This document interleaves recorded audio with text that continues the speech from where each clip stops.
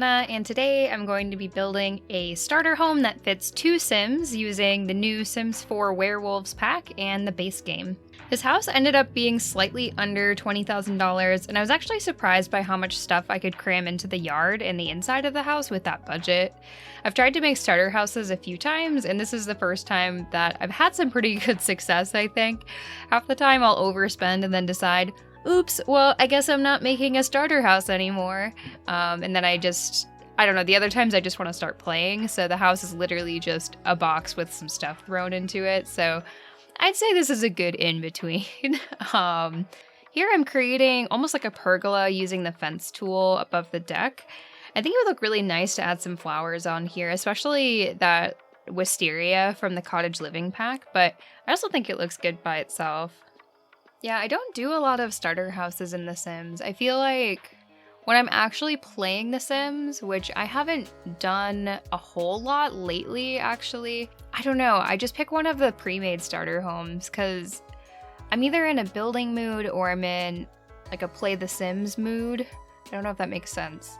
And when I actually do want to play with a house that I built, it's usually too expensive, so I just used like the motherload cheat codes to be able to move into the house, and then it kind of defeats the purpose of excelling in the world, I think. At least for me, I'm really motivated by ambition and promotions. I play The Sims just like I play my real life, which is to just go to work and not get in trouble and steadily progress. I don't know what that says about me. I say this in a lot of my commentaries, but using the terrain tools and placing plants are my absolute favorite parts of building.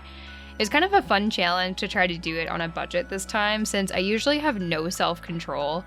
These window boxes are from the Werewolves pack, and it uses some actual flowers that already have existed in the games, like the lavender there, so I tried to incorporate some of that into the yard to make it look like all one thing and cohesive. It was so hard to decide on colors for a lot of the patchwork items that come with the Werewolves pack, but especially the rugs because I love literally all of them. I think the colors in this pack are so cute and I love it. This siding outside is really pretty. I think it's like this robin's egg blue, which is the exact kind of blue that I feel like I've been wanting from The Sims. And maybe it's existed other places before, but it is plugging into my brain really well.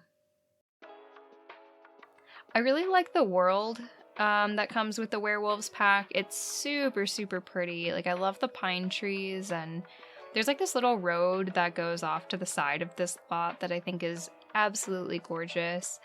And like, I don't know if it's just like how they did this world or if all of them are this good, but the sunsets are incredible. Like every single one I've seen has just been mind-blowing. I'd be super interested to see like what the world of the werewolf pack looks like, like combined with the seasons pack. Like I want to see how it looks when it's snowy, because I think that would be really enchanting. And I love this chimney in the front that's like separating everything. It doesn't have much of a function other than being cool, but that's a lot of stuff I build, I think. I just want things to look cool.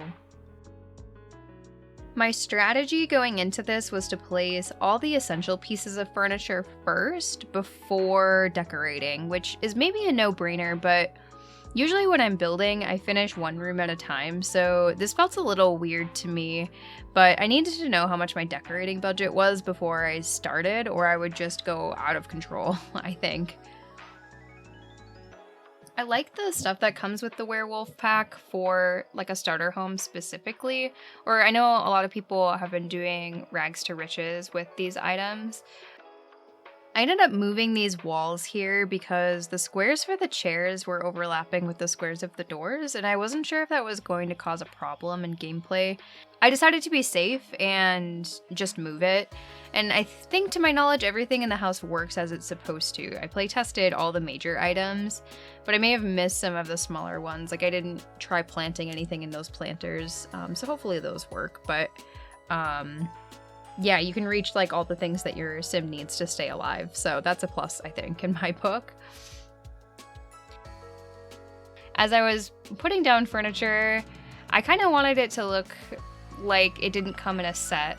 Like, I mean, it kind of does look like it came in a set, but they're different colors, so that's good enough, I think. One nice thing about having a small budget for decorating is that I didn't feel obligated to like spend a super long time placing random stuff on shelves. I still do it a little bit, but definitely not as much as I usually do, which, I mean, I think looks nice in the end, but it's a lot of like moving items around and like moving counters, and it's just kind of a headache, but I kind of gave myself permission to not do that for this one because there was no money to do it.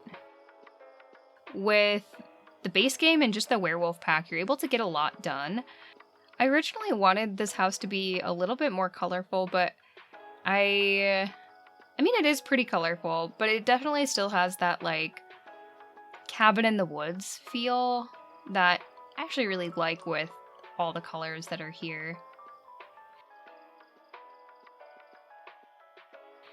So this is the final product.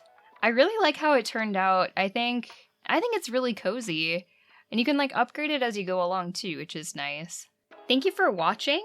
If this is something that you enjoyed, please take a moment to like, comment, and subscribe because this helps me know what you like and I can make more of the kind of stuff that you like. So I hope you have a good rest of your day and week, and until next time, stay safe.